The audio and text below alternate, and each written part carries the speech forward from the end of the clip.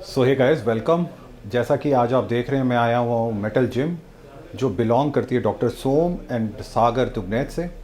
So guys, आज मैं बात करने वाला हूँ डॉक्टर सोम से, जो कि खुद एनपीसी के हेड जज हैं, और बहुत इम्पॉर्टेंट और वैलिड क्वेश्चंस आज मैं उनसे पूछने वाला हूँ, जिसकी ज़रूरत की हर एथलीट को, इवन कि बहुत सारी फेडरेशन के जजेस को भी रहती है उन आंसर्स की।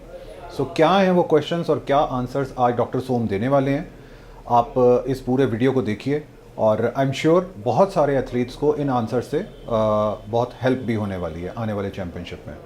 सो Som sir, good evening and thank you so much मेरे को और मेरे व्यूअर्स को टाइम देने के लिए। Thank you. सो सर, मैं सबसे पहले आपसे जो क्वेश्चन एक पूछना चाहूँगा वो बहुत इंपॉर्टेंट क्वेश्चन है और बहुत सारे एथलीट्स की तरफ से ये क्वेश्चन है कि बीइंग अ हेड जज ऑफ एनपीसी, आप कोई एंजाइटी या डिसकंफर्ट एथलीट्स के अंदर देखते हैं? मतलब वो लोग स्ट्रेट अवे आजकल ये बोल देते हैं कि जजमेंट जो है वो मतलब अच्छी नहीं हुई है या हम खुश नहीं हैं जजमेंट से। आखिर ऐसा वो बोलने के लिए क्यों मजबूर हो रहे हैं एथलीट्स? देखो मनप्रीत, ये जो बॉडी बिल्डिंग की गेम है या जो अलग अलग डिविजन्स कैटेगरीज हैं, मेंस फिजिक या क्लासिक फिजिक जी। इसकी जजिंग एक तरह सब्जेक्टिव है।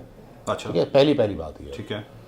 कि सब्जेक्टिव का मतलब क्या हुआ कि किसी जज को क्या अच्छा लग रहा है या किसी जज को क्या अच्छा लग रहा है। There could be some variation, but ये बहुत ज़्यादा नहीं होती हैं।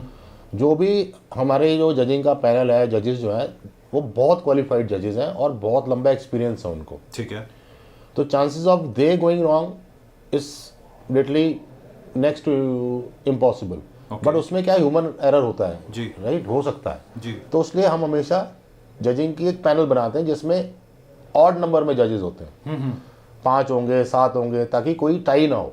ठीक है। ठीक है ना, तो उसमें वो भी क्लियर हो जाता है कि जजिंग में किसको क्या डिजर्व करता है लड़का, और हम अपने तरफ से पूरी ये कोशिश करते हैं कि जो डिजर्विंग हो उसको प्रॉपर प्लेस या जो पोजीशन वो डिजर्व करता है मिले। अच्छा जी। अब इसमें क्या होता है, ऑब्वियसली कई लड़के जो हैं खुश नहीं होते हैं जी।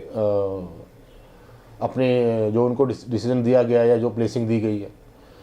अगर आप एक अच्छे स्पोर्ट्समैन हैं और आप चाहते हैं आगे भी इम्प्रूव करें, इंस्टेड ऑफ क्राइंग, मतलब इस तरह का डिस्प्यूट करने से बेटर है कि आप जज से पूछिए जाके जी कि मेरे में क्या कमी थी। ठीक है। और मैं कैसे और इम्प्रूव करके आ सकता हूँ। अगर आप जेन्युइन एक स्पोर्ट्समैन है, बिल्कुल ठीक है। अगर आपने वाकई ये सोच रखा है कि यार मैंने वहाँ जाके कोई डिस्प्यूट ही करना है, फिर तो उसका कोई इलाज ही नहीं है। राइट। और in most of the cases और लोग भी होते हैं आसपास वाले जो उनको भड़का देते हैं कि यार नहीं, तेरा ये बनता था, तेरे को गलत दे दिया, चीटिंग हो गई है। जी। ये बॉडी बिल्डिंग कंपटीशन में बहुत कॉमन है। आपने देखा होगा ओलंपिया में भी कभी कंट्रोवर्सी हो जाती है कि नहीं ये हादी चुपन अच्छा था, उसको देना चाहिए था, या ठीक है।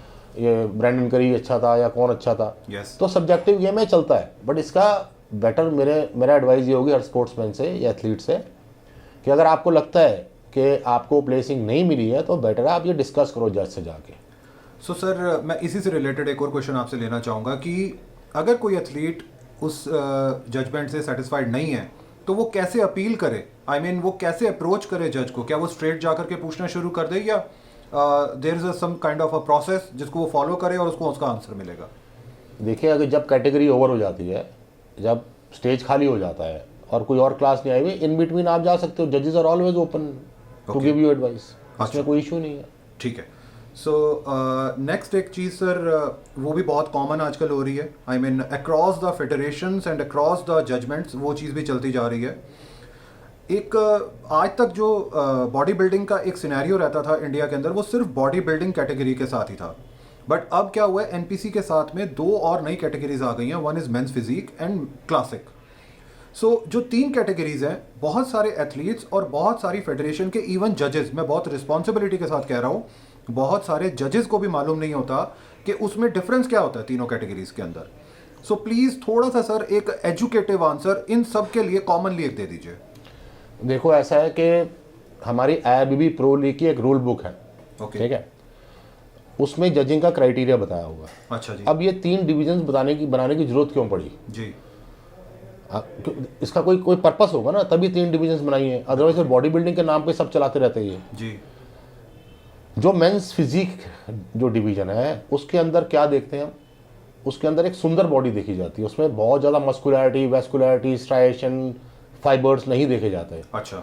उसमें एक फिट आदमी जिसकी शोल्डर टू वेस्ट रेशियो अच्छी है, छोटी वेस्ट है, बड़ा शोल्डर है, अच्छा बहुत अच्छा कोर है उसका, अच्छी डेवलपमेंट है उसके शोल्डर्स की भी, और not very big, not too big, क्योंकि मेंस फिजिक में extra muscularity is mark down, उसके नंबर कटते हैं। अगर आप ज़्यादा, बहुत ज़्यादा मस्कुलर वैस्कुलर फाइबरस होके आते हो तो आइडिया ही नहीं है इस डिवीजन का। अच्छा जहाँ तक बात है क्लासिक फिजिक की, क्लासिक फिजिक और बॉडी बिल्डिंग की जजिंग के क्राइटेरिया में कोई फ़र्क नहीं है। अच्छा क्लासिक फिजिक में हमारी हाइट के साथ वेट रिस्ट्रिक्शन है, बॉडी बिल्डिंग में कोई हाइट की वेट रिस्ट्रिक्शन नहीं होती, आपकी वेट कैटेगरीज होती हैं, उसमें हाइट कैटेगरी नहीं होती कुछ भी। ओके बेसिक मकसद इसलिए बनाई गई थी क्लासिक फिजिक को कि डिस्करेज करने के लिए from people getting too big, और उसके साथ जो भी चीज़ें आपको पता ही है जो इन्वॉल्व होती हैं, which could be harmful also. Okay तो in a way to discourage that aspect इन्होंने क्लासिक फिजिक बनाई,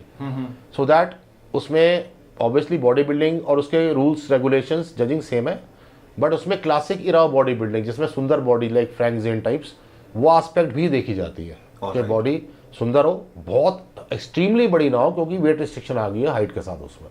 ठीक है। अच्छा सर, एक लास्ट क्वेश्चन मैं आपसे लेना चाहूँगा कि आजकल बहुत सारे एथलीट्स क्या करते हैं कि वो जब चैंपियनशिप होती है तो वो तीनों कैटेगरीज की फ़ी जो है वो भर देते हैं। I mean how is it possible कि एक ही सिंगल एथलीट जो है वो तीनों कैटेगरीज में चैंपियन या तीनों कैटेगरीज में वो एलिजिबल हो जाए खेलने के लिए? तो ऐसे एथलीट्स के लिए सर आप क्या बोलना चाहोगे?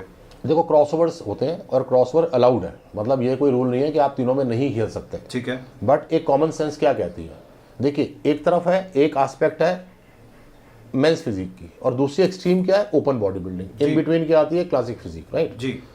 क्रॉसओवर्स आप कॉमन सेंस देख मुझे बताइए, क्रॉसओवर्स कहाँ बनता है, men's physique classic physique, understood. Open body building men's physique classic physique, sorry, understood. But एक मेंस फिजिक वाला बंदा और ओपन बॉडी बिल्डिंग वाला बंदा कैसे क्रॉसओवर कर सकता है जब दोनों की बॉडी अलग है, बॉडी टाइप ही अलग है, राइट। क्योंकि पीछे कंट्रोवर्सी भी हुई थी जहाँ पे बहुत हवा उड़ा दी गई थी कि डिस्क्वालीफाई कर दिया बंदा, वो साउथ का एक नाम नहीं लूंगा, जी जी जी जी जी सर, हम सब लोग जानते हैं, एप्रोप्रिएट नहीं है नाम लेना जी, बट वो ओपन बॉडी बिल्डिंग किया करता था पहले। मेरे साथ गया है वो हांगकांग, अच्छा। आर्नोल्ड क्लासिक खेलने, मैं मैनेजर था इंडियन टीम का, ठीक है। और सडनली उसको मैंने देखा है कि मेंस फिजिक खेलते हुए, जबकि मेंस फिजिक की बॉडी नहीं थी, he was standing out among the other athletes. Okay. अब अगर यही क्राइटेरिया करना है, आपने open body building, body builders यहाँ आके खेल मेंस फिजिक खेल सकते हैं, कोई दिक्कत नहीं है, मना नहीं है, ठीक है। बट उनका क्या होगा जो एक्चुअल मेंस फिजिक एथलीट है, जो छोटे हैं साइज में, उनसे उन अपने क्राइटेरिया मीट करते हैं मेंस फिजिक की कैटेगरी का, डिवीजन का, रूल्स के हिसाब से, उनका क्या होगा फिर? आप फिर तो सारे बॉडी बिल्डर जो है लंबी निक्कर पहने यहाँ खड़े हो जाएंगे आके, बिल्कुल ठीक, फिर इनका क्या होगा? बिल्कुल ठीक। और नई कंट्रोवर्सी बन जाएगी। तो crossovers men's physique classic physique understood, classic physique open body building understood, but men's physique और open body building crossover it's beyond me, मेरे को नहीं समझ आया कैसे कोई कर सकता है और नहीं करना चाहिए। All right sir, all right, thank you so much sir, आज मुझे और मेरे व्यूअर्स को टाइम देने के लिए। Thank you.